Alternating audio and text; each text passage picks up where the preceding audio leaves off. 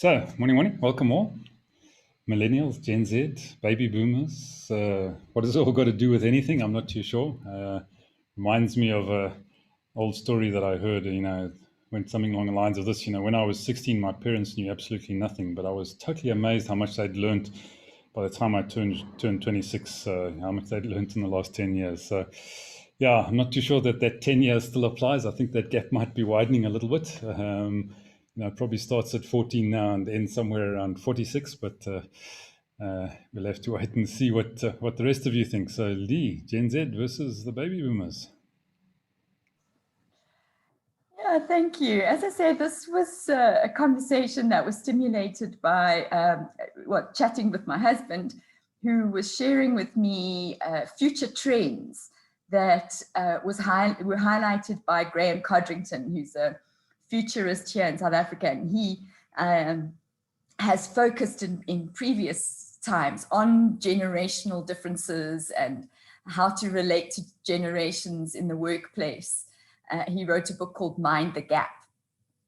And recently, he's just highlighted the fact that baby boomers are really still very influential in the world and in the marketplace.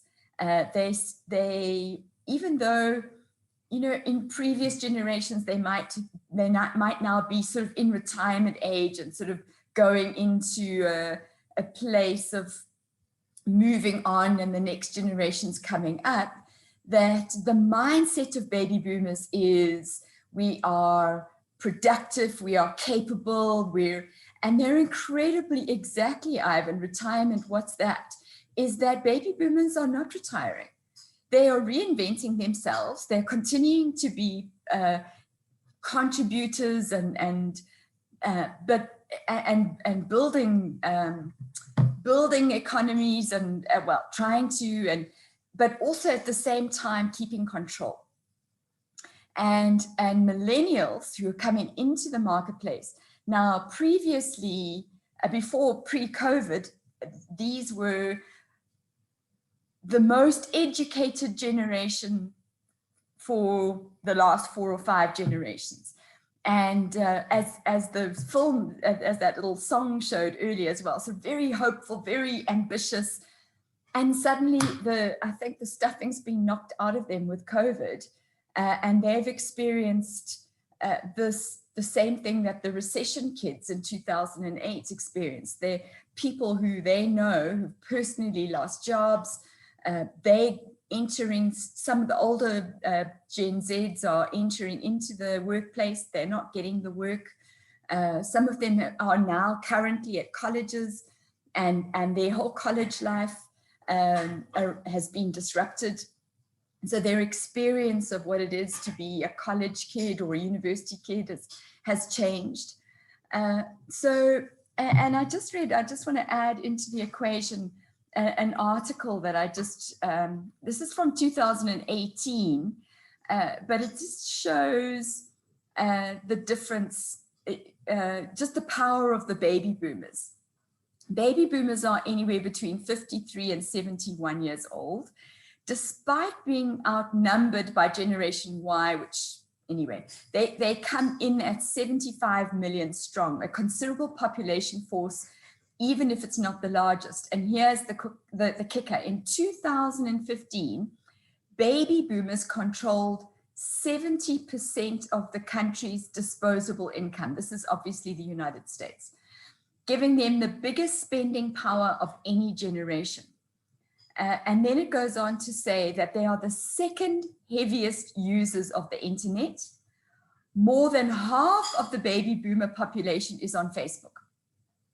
And they account for nearly $230 billion in sales for consumer packaged goods, and make up 40% of customers paying for wireless service and 41% of those purchasing computers. And then the last thing I want to say is that they spend $7 billion shopping online. So their spending power, they've adapted to new technologies, and so they're taking it on. So they do have this tremendous power, and there are not fading into oblivion, happily going to some retirement village and sticking in their place. They're keeping demanding their place in the sun. And then I just want to and maybe I'll ask Edward, I don't know if he's going to raise this, but I'm also just tussle in terms of the political things where millennials are by far more racially equitable. They social justice issues are very important to them, and they are the protest generation. They want to say stand up for what is right, and many of them, the polls were, in my understanding, were separate when it came to Brexit, for example, that this was a generational tussle between those who wanted to stay in the European Union and those who wanted to exit. And that's just one example of, again, this the power struggle between these generations. So yeah, so I just say that by way of introduction, and I'd love to just hear what your thoughts are around who has the power, where does it lie, and what does it mean for future trends? Well, I certainly know in Trevor's household, the power lies in the hands of a 12-year-old. That's why he's having problems with his bandwidth at the moment, so we won't go to Trevor. So, Ed, can you educate us on this subject? Educate, very good. Yes, that's very good. I like that. Oh yeah, I don't think we got the email, did we? So I'm kind of struggling a bit. No, I'm not. I'm only joking. But I didn't get the email. I think the problem is, and Lee raised this yesterday, we're all baby boomers on here, so we're looking out at the subject from within. And if you're sitting at home in the late afternoon in your house with the lights on, you look outside, it looks dark. And then when you go outside, it's not dark. So you get a different view when you're looking out. And I think, of course, we all view stuff through various filters. And if you're on Instagram, you'll know all about filters. So I think we've got an effective view of what's going on, and we're also very selective in how we use data. So we kind of tend to gather the stuff that supports our view already. So I thought about, who do I know that's young? And of course, my daughters are young and they're in that sort of generation. But of course, they've been influenced by me. But I think they illustrate something as well, that it's not a binary thing, because one of my daughters is busy saving the planet, and my other daughter has been busy saving money to buy her own house, and she's just bought a house. So she has bought into the baby boomer generation in a way. But then I thought about two friends I've got who are both 30, and one of them's a very outdoorsy person. We go walking on the coastal path together. We go running together. And she doesn't see anything wrong with the world. She doesn't blame the baby boomers for anything. She just gets on and does stuff. My other friend who's 30, she's very introspective. And we have very honest conversations. And she's accused my generation of stealing her future, because we had free education. They've got to pay for their education now. My generation, the baby boomer generation, had pensions, had final salary pensions, had generous contributions, whereas they no longer have those. And the contributions that the employer makes are very, very small. Lots of other things she points out that we had and she's paying for. And in a way, I suppose she's right. You know, we've nicked all the oil, we've burnt all the oil. we've used all the rare metals. We've stripped all the forests out. You know, we've destroyed all the forests, everything. So we've got a lot of stuff that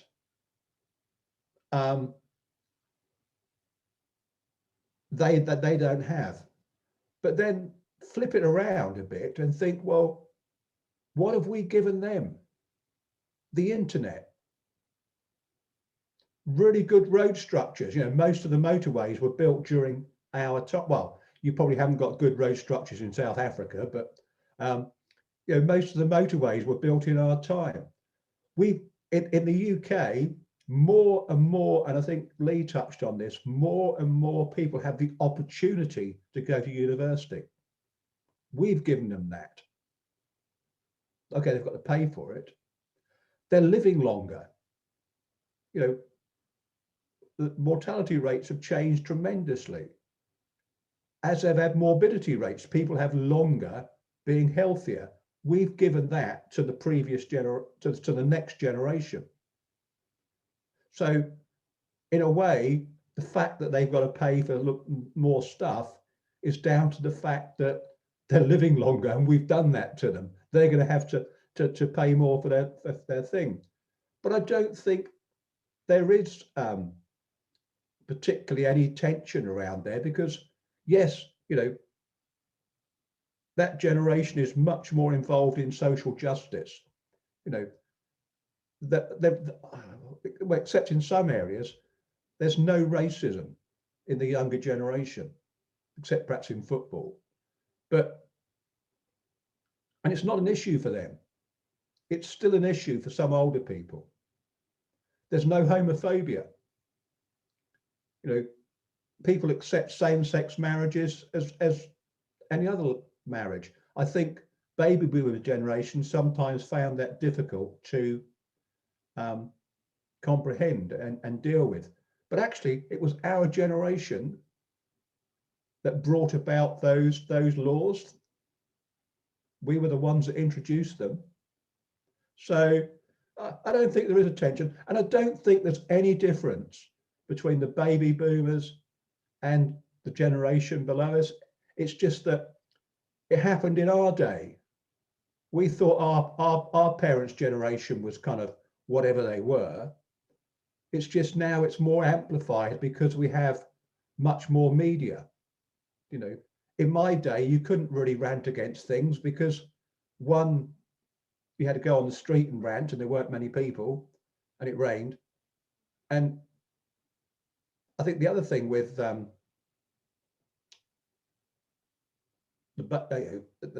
generations below us, they've got much more media. We used to have to wait for the test card. Do you remember the test card on TV? That used to have to go off, and then we'd have a program, and then it closed down at night, and you get the little white dot. But we've given that next generation all that.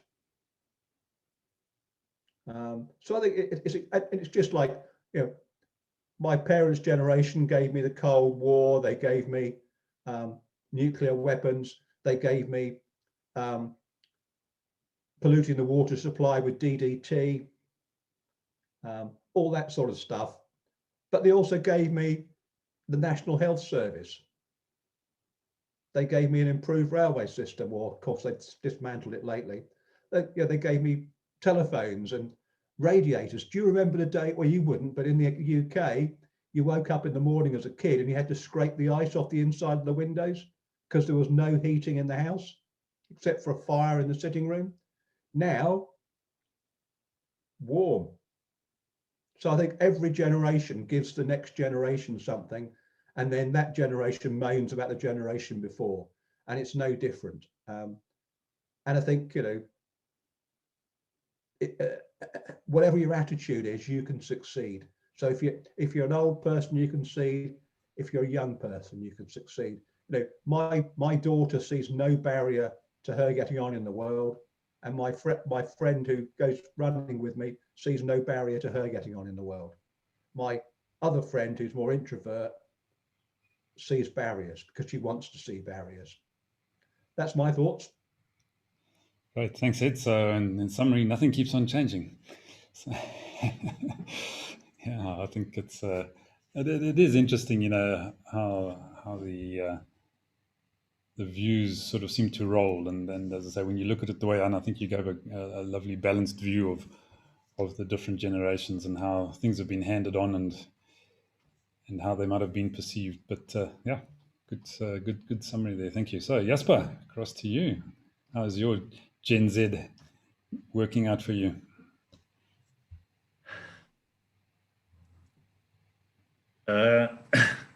Yeah, I think Ed had a very good summary there, and starting with your song, I actually wanted you to finish that song. It's a catchy little song.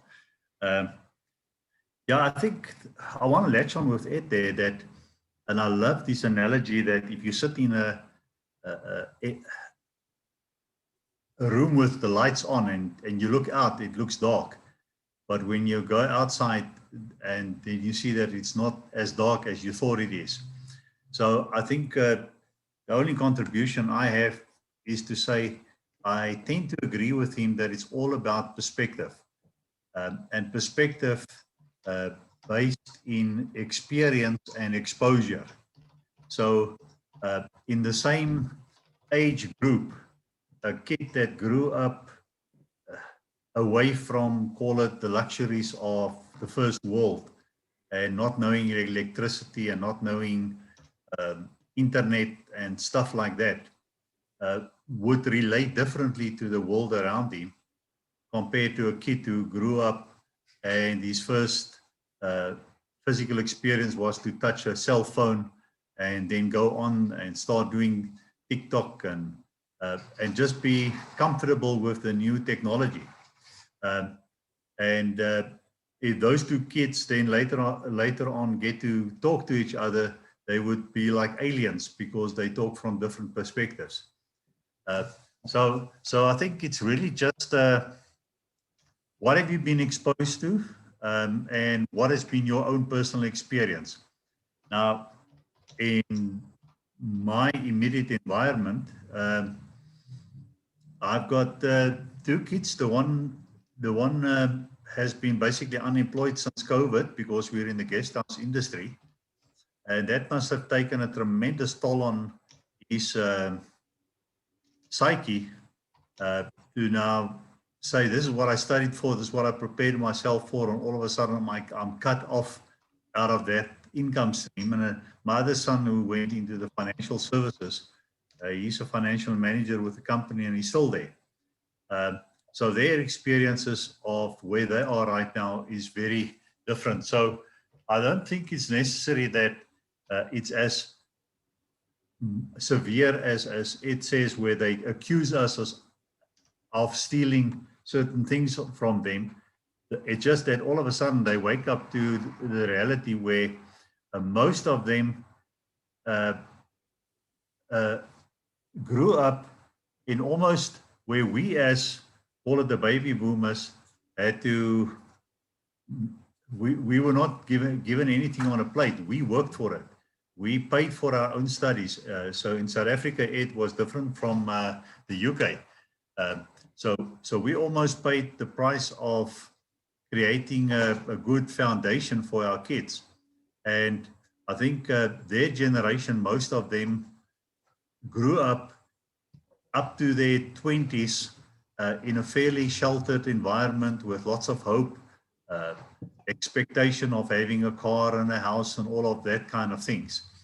And then came last year, and all of a sudden they right back, and even further than the recession of 2008. I think they're right now there where probably the baby boomers were just after World War, and nobody has an idea of how long this COVID pandemic will last and what will be the devastation effect of it. But it's certainly cutting as deep and as hurtful as a world war would do, in terms of tying up resources and skewing the way things operate and all sorts of things. So I think a good discussion could be to say, how did people cope with World War? And I think the last World War, the Second World War lasted 6 years. So how did that, and people lived in London and places like that with the knowledge of when they hear the siren, here comes destruction. But in the meantime, once the planes leave, we have to get on with our life. So I think we're still learning how to cope with getting on with our life in the midst of this huge uncertainty and destruction. So, and I think it affects baby boomers and Zen generations and these people equally. It's just that maybe youthful people, and as I wanted to say it, I actually correct myself. I wanted to say that youthful people have more of a hopeful view that they will be they will be here on earth long enough to fix things. But then I realized it's also not true, because when you're young, you experience things more intensely, and feeling you run out of time. You should have been rich. You should have been a millionaire at 30. Now you're not, and almost sense of failure. Whereas when you get to 60 plus, you also experience that time is running out, but you are less frantic about it. But yeah, so I think it's more an economic thing based on it's based on perspective, based on your experience, your exposure, and how we deal with things. I think it gave us a good example of two people, exactly same age, exactly the same country, but the one just get on with it and find solutions. Finds blame and say your generation stole it from us.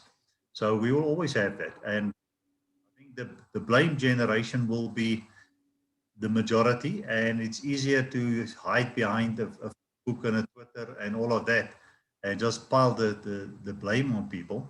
The challenge will be to almost have a practical approach to say, okay, how do we deal with what we are faced with? And in many cases, we are still not sure what we're facing with. Thanks, Jasper. All right, Trevor, are you with us? Are you able to comment? Maybe not. Okay. Doesn't look like he is. I think, as I say, his bandwidth has been gobbled up by his 12-year-old. So I'm not sure if that's even Gen Z yet. But what comes after Gen Z? We'll have to wait and see. We just go full circle and start at A again. I really don't know. Yeah, it's an interesting discussion. I think for me, one of the differences is in previous generations, certainly from my limited knowledge and background and experience, is that people used to leave home a lot younger. And now we've got this, what they call failure to launch and Peter Pan syndrome. And, there's all sorts of excuses as to why and why not, and why people aren't actually moving out and getting their own places and so on. So I think there is a subtle shift in some ways. Perhaps 200 years ago, people didn't leave home because they were part of the workforce. They just stayed at home and worked the farm and, tended the sheep and the cows and the pigs and whatever. Then we moved into the industrial era and people started finding jobs in cities and things like that. But certainly, I think in the last 100 years, probably the average age of people leaving home was somewhere between 16 and early 20s at best. And we seem to have migrated fairly rapidly. I mean, I've still got a 27-year-old staying at home, so and I know people who've got children that are in their 30s that are still at home.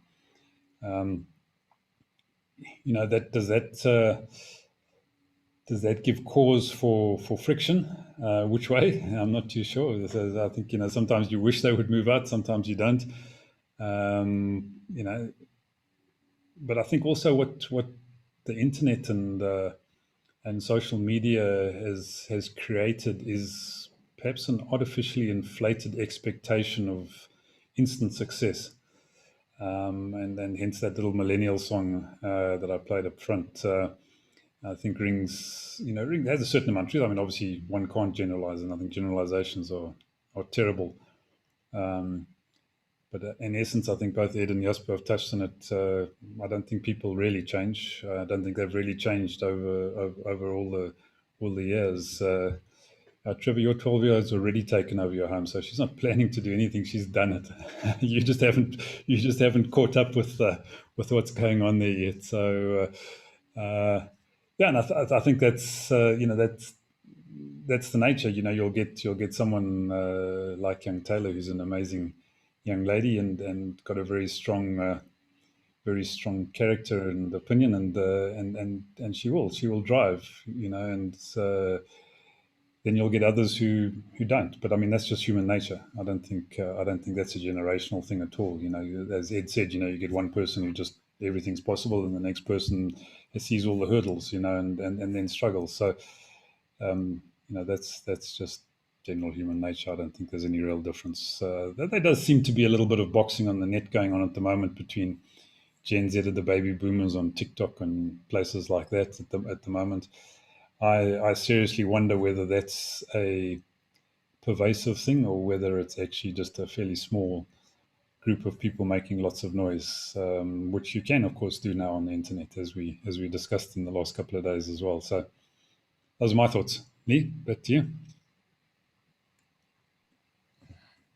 Thanks, Ivan. I do want to, at some point in time, pick up Jasper's point about, what do previous generations teach us? I think we've touched on that in some ways. But I thought about this yesterday, and it seems relevant again today. Trevor's raised it, and I had an interview, and it's about our need for quick fixes, for the instant porridge, just pour in the milk and it's done. And I had an interview with a young entrepreneur yesterday.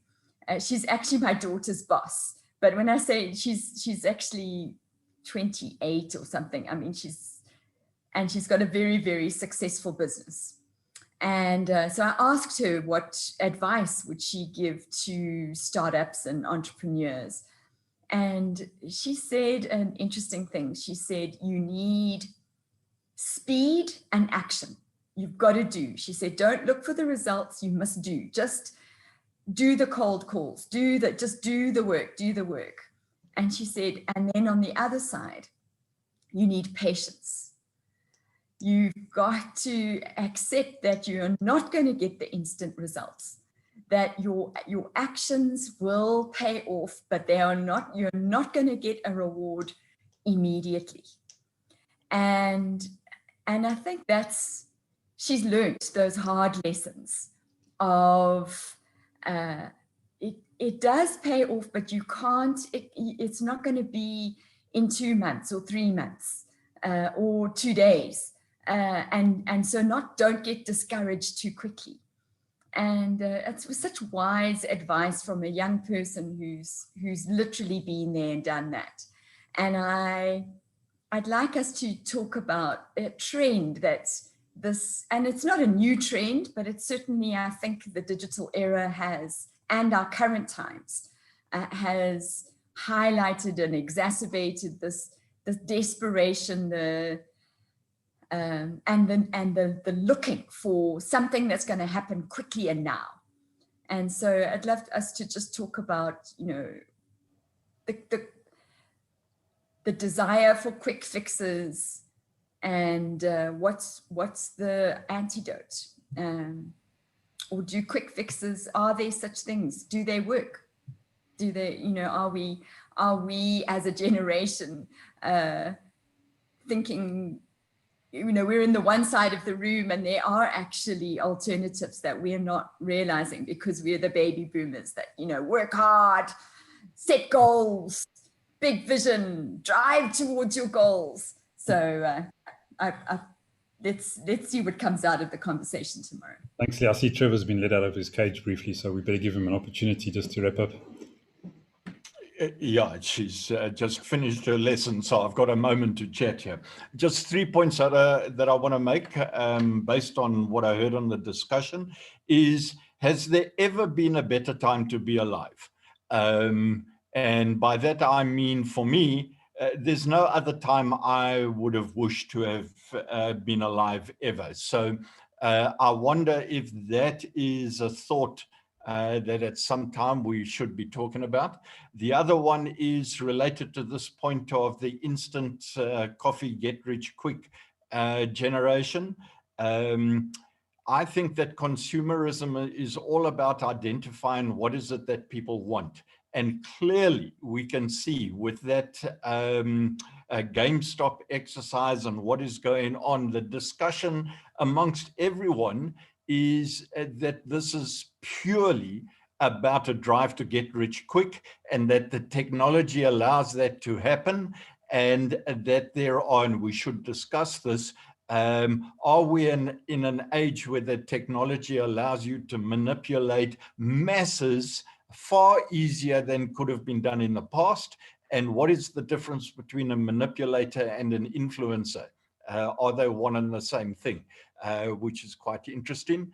And then based on that young lady of 28 years of age, you know, I was already driving businesses. I had a number of businesses. When I was 19, 20, I was selling real estate, and I was teaching people to get into the stock market at 26 with my own business. What are you talking about, 28? She's an old lady. And I remember us thinking back in those days, and also with my daughters. I remember Maxine turning around to us at about 17, 18 and saying, man, 25, that is so old. And then suddenly she hit 36 and can't comprehend what happened. How did she hit 36? So the other thing that I want to say to that young lady, I think that trend that she's identifying, and I've touched on it before, you've got to be, in these times, you've got to be working out in terms of mass consumerism. If people want to get rich quick, how do we help them to get there with integrity is something that I'm working on all the time. And then the other thing is just the mantra, maximize upside and minimize downside. If she's turning around and saying, hey, listen, you got to, with speed and action. Did she read my publication 20 years ago? It's all about speed and action. But then you've also got to have the patience. Well, if you're trapped into a system that demands rent from you, and you take in offices and premises and you're not getting the income in, you could be taken out of business before that income actually comes in. So I think we're in a major trend now where people are minimizing their downsides. That's why your 27-year-old is going to be with you at 36 and 40, and you better set up your premises for that, because it gives them the opportunity to actually build businesses with minimal risk, Ivan. So I just wanted to throw those thoughts in, and I better go and report back to my boss because you might have to get on to a next lesson. Thanks, Trevor. You've just made me want to retire now, so I think I'm going to get my tent and go and live in the sticks somewhere, Ed. So we go and find a wild patch somewhere in the middle of nowhere and get divorced. Ooh, we lost it. Shame. I was going to give Jasper his next investment portfolio management arm. I think I'm coming up with a concept called long shot investments, which is based on moonshot investments, which is how to get into a GameStop in 24 hours and sell it out before the rest of the monkeys get on board. Yeah, it's always been the trick, isn't it? You know, buy low, sell high, you know, predict the market turn. Quickly. We all do that well, don't we? Yeah. Right. Thanks very much, folks. Have a great day further. We'll see some of you back here at 10 o'clock. But otherwise, have a good one. Cheers. See you later.